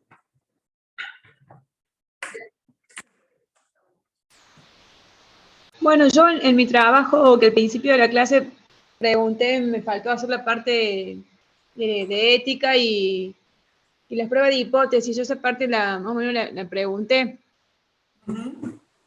Sino que recién cuando hablaba otra compañera, para agregar como otra variable, el tema de poderlos diferenciar por zona. Mi tema es sobre la actividad física de las mujeres que asisten al consultorio de nutrición del Hospital Aurelio Crespo. Y yo les decía relacionar IMC con grado de actividad física, o grado de actividad física con dislipemia, bueno, más o menos esas eran las variables. Poderlas diferenciar también por zona. Como acá vienen mujeres del departamento, son todas zonas rurales, pero algunas tienen como otras culturas. Por ejemplo, un comentario de pasillo fue, mirá qué distintas las de Soto con las de San Marcos. Y bueno, por ahí ver que más o menos tienen el mismo acceso económico, pero hay otros factores culturales, educativos y de idiosincrasia, no sé, que tienen como otros hábitos y otra forma de alimentarse, hacen actividad física, a lo mejor son vegetarianas, por ahí agregar una variable sobre eso, sobre las diferentes zonas y ver cuáles factores podrían estar involucrados y comparar. ¿Estamos hablando de San Marcos Sierra? ¿Cómo? San Marcos Sierra es. Claro, por ejemplo, hay varios lugares. Uno es San Marcos Sierra, que sería la que está mejor. ¿Capilla? No, ya Capilla no. Sería, bueno, puede haber alguno, pero bueno, no abarcaría Cruz del Eje, el departamento Cruz del Eje ya no. Bueno, ¿y a vos te interesaría hacerte preguntas sobre las diferencias estas de idiosincrasia, de alimentación, de educación, sobre eso? O sea, cómo esos factores terminan afectando el estado nutricional de alguna forma. Porque sí hacen más actividad física, el IMC está normal a lo mejor, no tienen dislipemia, no tienen hipertensión, es como que son sanas, son mucho más sanas. Así hablando informal. A ver, ahí hay dos maneras grandes de abordarlo. Una puede ser que vos preguntes la zona de donde viene y eso sea para vos una variable a analizar, ¿sí? Y otra que le preguntes algo específico de su cuidado de salud, de su alimentación o de su cultura. Sí. Sí, algunas cosas más o menos suponemos que, por ejemplo, las mujeres de San Marcos, la mayoría se alimentan, o sea, son vegetarianas, seguramente. O sea, es gente que tiene ese estilo de vida. Sabemos que caminan más, no sé. Pero bueno, pero por eso vos podés abordarlo a eso desde solamente preguntarle el lugar donde viene, sí, o asumir todo el resto, o hacer 2 o 3 preguntas sobre si tiene como costumbre caminar, cuál es su costumbre, cuál es su hábito alimentario, si hace algún tipo de actividad física, ¿Cómo se moviliza? o cómo se moviliza. ¿Sí? Bueno. O sea, vos podés elegir de qué manera abordás esa información. Bueno. Vos tenés una cohorte, ¿no es cierto? Es un grupo de pacientes que te llegan a una institución. Sí. Cuando vos estudias una cohorte, se supone que constituyen una población. Vos podés describir las características de esa población, que es lo que estabas queriendo hacer en un comienzo, que es, bueno, voy a describir esto y voy a ver cómo se relaciona actividad física o con dislipemia, ponele. Ahora, adentro de esa cohorte, vos ya estás viendo que puede haber diferencias entre un grupo y otro grupo. Entonces vos podés, dentro de esa cohorte, decir, bueno, les voy a tomar lugar de origen, o de dónde vienen, dónde viven, y voy a dividirlas. ¿Sí? San Marcos Sierra versus el resto. Muy bien, listo. Ahora, si vos encontrás diferencias en algo en particular entre uno y otro, no vas a poder adjudicarlo a nada más que no sea el lugar donde vive. ¿Por qué? Porque no me diste otra cosa. Todo el resto es hipótesis de pasillo. ¿Sí? Sí. Entonces, lo que te propone la guía es hacer una cosa, ampliar un poquito más la cantidad de variables que le tomás para poder argumentar la diferencia que hay entre una zona y otra sería debido a acá el porcentaje de vegetarianos tanto, acá es tanto, acá el porcentaje de gente que camina es tanto y acá es tanto, para poder tener argumentos de justificación si encontrás diferencias entre los dos grupos. Sí, eso me gustaría. Está bueno. Lo dijo re bien, profe. Ahora, vos fíjate, nosotros desde el principio siempre le decimos que la construcción de un proyecto no es lineal. Uno en un momento vuelve para atrás y vuelve a retomar y vuelve a hacer cambios. Este es el momento donde vos, en un momento de la madurez del proyecto, volvés atrás, replanteás objetivos, cambiás un poco las preguntas, porque estás segura que eso va a mejorar el proyecto. Y eso está bárbaro. Así que, excelente. Bueno, gracias. Por favor, gracias a vos. Por lo general, cuando uno busca bibliografía para armar la introducción, encuentra cositas más que no las había tenido en cuenta antes y que pueden sumarse, ya sea como variables posibles, y entonces ahí es donde uno lo enriquece un poco más el proyecto, ¿no? También hay que tener cuidado de que no se vaya y agregue 50 preguntas más, porque si no, es un proyecto que después se puede transformar en inviable. Pero sí, ahí es donde claramente aparecen cosas nuevas que a uno le parece que mejorarían mucho la situación. Anécdota personal, a mí durante el desarrollo de mi tesis doctoral, después de haber compensado la primera parte del diseño, encontré bibliografía que mejoraba ese diseño. Por lo tanto, el primer capítulo de mi tesis, que lo tendría que haber descartado, pero quedó porque tenía información, tenía un diseño, y recién el segundo y el tercer capítulo tenía un diseño mejorado, donde tuve en cuenta lo que encontré tarde en la bibliografía. No lo encontré a tiempo, lo encontré cuando ya había empezado. La bibliografía llegaba por correo. La bibliografía llegaba por correo en esa época, y a veces venía por barco. Así que, pero pasaba eso, a veces yo traje mucha bibliografía, pero no tenía sobre eso en particular, sobre la forma de muestrear. Bueno, la primera parte tenía un tipo de muestreo, la segunda y la tercera parte tenía otro tipo de muestreo. Las tesis doctorales son grandes, por eso, pero bueno, lo encontré tarde. Si yo lo hubiese encontrado temprano, toda la tesis hubiese estado, digamos, mejorcita. Uno aprende. Igual usted cuando nos va revisando los trabajos, hoy vamos a hacer un cambio, la próxima encuentro vamos a hacer otro cambio, Y sí. todo el tiempo hay una retroalimentación. Sí, porque nosotros cuando lo vemos al proyecto, tampoco podemos dedicarle 1 hora y media a cada proyecto para verlo y analizarlo, y en la relación, la comunicación, entendemos algo del proyecto, y no vemos algo que tal vez la siguiente vez lo podemos ver porque se destaca de algo en particular.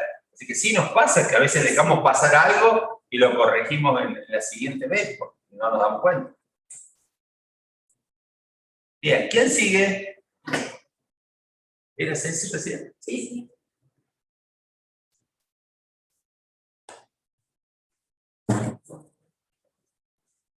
¿Hay más gente por ahí que quiera contarnos?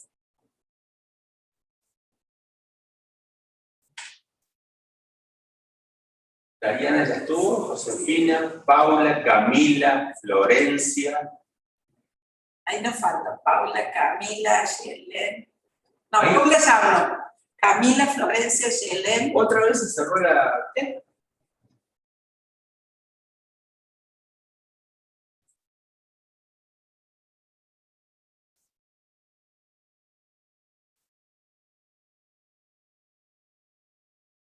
Había un muchacho y se fue.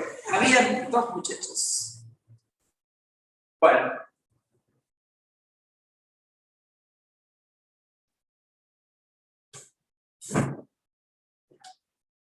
¿Bien? Sí.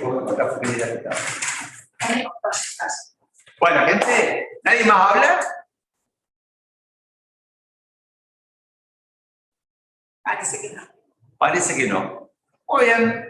El próximo encuentro es Jueves 17 de noviembre, o sea, de acá 3 semanas. un jueves. ¿A qué hora? A las 18:21. Profe, Sí. perdón. Por ahí no quería hablar porque tengo a mis perros que andan medio locos, pero bueno, voy a aprovechar. Tengo como una duda con respecto al análisis estadístico de mi proyecto, digamos. Porque por ahí se me confunde esto del chip cuadrado. Yo había puesto de correlación, el test de correlación de Pearson, pero bueno, por ahí no sé, como que estoy en duda, digamos. No sé si me pueden ayudar. ¿Cuáles? Contanos objetivos y variables para que te podamos ayudar. Bien. Mi tema, digamos, sería el consumo de grasas saturadas y su relación con el estado nutricional en la sintomatología de mujeres en edad fértil con presencia de endometriosis. Mi tema era endometriosis. Los objetivos específicos era caracterizar el consumo de alimentos ricos en grasas saturadas de la población en estudio, evaluar el estado nutricional antropométrico de la población en estudio, caracterizar la sintomatología presente en la población de estudio, establecer la relación, digamos, entre el consumo de alimentos ricos en grasas saturadas y el estado nutricional antropométrico de la población, y relacionar el consumo de alimentos ricos en grasas saturadas y presencia de sintomatología. Que en realidad todavía estoy viendo cómo voy a medir el tema de la sintomatología. La verdad que por ahí no he tenido tanto tiempo de ponerme a full, entonces bueno, tengo ahí, digamos.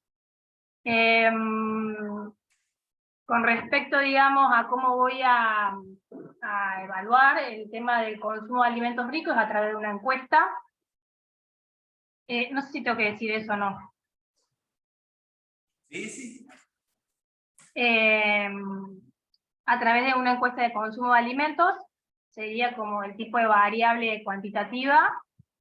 Después, con respecto al índice de masa corporal, digamos, evaluar, digamos, si está con sobrepeso normal, sería cualitativa. La circunferencia de cintura sería lo mismo. Bueno, me queda evaluar, digamos, el tema de la presencia de sintomatología. Entonces yo no sabía, por ejemplo, si podía hacer chip cuadrado por el tema de, digamos, de que son, es más de una variable. Es como que se me confunde un poco eso. No, pará. Vamos por partes. Sí. El análisis que vos querés hacer, ahí lo vamos a ver, porque tiene que ver con tus objetivos y con qué tipo de variable tenés. Claro. Vos dijiste que estado nutricional la vas a medir como las escalas de la OMS, ¿no? Sí.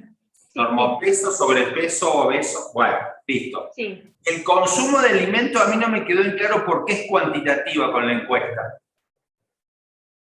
Porque es, digamos, él es el... ay, no me va a salir. A través de una encuesta de consumo de alimentos, y eso va a ser en base a una semana, digamos, las veces por semana. ¿No sería cuantitativa? No lo sé. Por eso, cantidad de veces por semana. Cantidad de veces por semana. Claro. Por ejemplo, acelga y verdura, cantidad de veces por semana. Claro. Y te da un número. Exactamente. Y vos mirás el número directamente. Exactamente. Bien, entonces si mirás el número es cuantitativo. Sí. Si el estado nutricional es cualitativo y el número es cuantitativo, no es una prueba chi cuadrado para relacionarla. Claro. Se llama análisis de la varianza porque tenés más de 3 grupos. Ah, bien. O querés saber si el promedio de la cantidad de verdura que come por semana es igual entre los distintos estados nutricionales. Listo. Ah.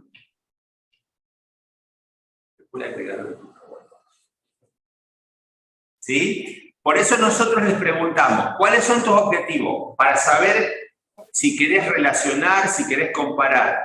Pero para eso queremos saber las variables y cómo medir las variables. Y la herramienta estadística responde esas dos cosas. Bien. O sea, siempre estamos hablando cantidad de algunos alimentos, los que sean, que pueden ser varias variables, versus estado nutricional. Todas las pruebas que tenés que hacer se llaman análisis de la varianza o factor. Ese es el nombre. Análisis de varianzas, ¿cómo, profe? Me escuché. Análisis de la varianza. Ponele análisis de la varianza. Ah, listo. Bueno. Por ahora es eso. ¿Otra cosa más tenés, Florencia? Con respecto a las variables, esas. No sé qué otro. Entonces, solo querés relacionar estado Sí, es nutricional relacionar. con consumo de grasa. Exactamente. Y la sintomatología presente en las mujeres que presentan endometriosis. Claro, que eso le falta medirlo. Ella trabaja con mujeres con endometriosis Sí. y quiere relacionar el consumo de ciertas comidas con la sintomatología que le da esa patología. Bien. Claro. Medir esa sintomatología. Bien. Sí. Cuando defines cómo medir sintomatología, vas a ver cómo relacionar consumo de alimento con sintomatología. Por ahora, Claro. me suena a testé, pero no lo sé. ¿A qué, profe? Me suena a testé de student, pero hay que ver cómo medir sintomatología. Por ejemplo, no sé, ¿qué cosas causan endometriosis? Una hemorragia. ¿Se tiene hemorragia sí o no? Hemorragia sí o no, versus consumo de alimento, suponete consumo de verdura, es hemorragia sí o no contra consumo de verdura en números, eso es un test de student. Claro. Ah, bien. Bien, bien. Perfecto. Bueno, y después con respecto, digamos, a la introducción, se podría describir, digamos, el tema de la definición de la endometriosis, qué es, los síntomas, las causas, después se puede ver el tema de la prevalencia, Obviamente definir el tema de las grasas saturadas, cuáles son los alimentos ricos en grasas saturadas, y bueno, después digamos también el tema del IMC y la circunferencia de cintura, y bueno, digamos, sería evaluar qué relación hay entre estas variables. A ver, todo lo que dijiste sí, yo cambiaría el orden. Sí. Arrancaría con qué es la endometriosis, cómo se la caracteriza, cuál es la prevalencia. Eso sí lo dije, sí. Sí, pero no, por el orden, porque lo dijiste. Y después arrancaría con, como si fuera un subtítulo, con factores que afectan a la endometriosis. Porque decir la endometriosis y hablar de alimentación, puede decir, qué sé yo, no sé, es como hablar de una cosa y de otra. Entonces tendría que linkearlo para entender que el tema de la alimentación en alguna bibliografía se dice que lo afecta así, así, así, para que te dé pie a que se entienda el objetivo. Perfecto. ¿Sí? Sí. Gracias, profe. No, me invitó de que nos ayude a esto de estadísticas. Me acuerdo que en un momento compré un librito que se llama Estadística para no estadísticos, pero chiquito. Ahora estoy buscando y no lo encuentro para ayudarnos a todo este... Ya va a cursar estadística acá. Claro, va a usar bioestadística, o sea, tenés que cursar bioestadística. Cuando curses bioestadística no te va a hacer falta el librito. Los machetes de la clase te van a servir. Nosotros siempre decimos que en bioestadística el secreto es hacer bien el machete. Bueno, ¿qué más? ¿Alguien más? Muy bien. Entonces, fíjense que estamos en el bordecito de ya tener nuestro protocolo. Estamos al borde de tener nuestro proyecto. Con lo que vimos el día de hoy, estamos terminando la parte que nosotros damos de cómo se hace un proyecto. Nosotros a ustedes lo vamos a evaluar en el proyecto. A partir de la clase siguiente, vamos a seguir trabajando en los proyectos de ustedes, pero a partir de la clase siguiente, nosotros las últimas clases las vamos a dedicar a cómo se arma un trabajo después. ¿Por qué? Porque se supone que yo armo un proyecto, lo presento a una institución, la institución me lo cambia, me lo cuestiona, me lo corrige, pero en definitiva me habilita a desarrollarlo. Una vez que me habilitó a desarrollarlo, yo voy a empezar a trabajar con la metodología tal cual como dije que iba a trabajar. Yo en la metodología me comprometí a trabajar de una manera, bueno, listo. ¿Tengo la habilitación para desarrollar el proyecto? Listo, empiezo a trabajar. Una vez que empiezo a trabajar, empiezo a obtener resultados. Y después, lo que vamos a ver a partir del próximo encuentro es cómo hago para escribir y describir todo eso que viene después, una vez que ya terminé con todos los resultados. Fíjense cómo se escribe un paper, una tesis, un artículo de un congreso, etc. Eso es lo que vamos a ver en clases a partir de la semana siguiente, pero vamos a seguir trabajando en vuestro proyecto porque esa es la evaluación de ustedes para con esta materia. ¿Estamos de acuerdo? ¿Cortamos la grabación o también quieren que quede la despedida? Gracias, gente. Nos volvemos a Gracias, encontrar profe. 17. Chao, profe. Y para eso, los que tengan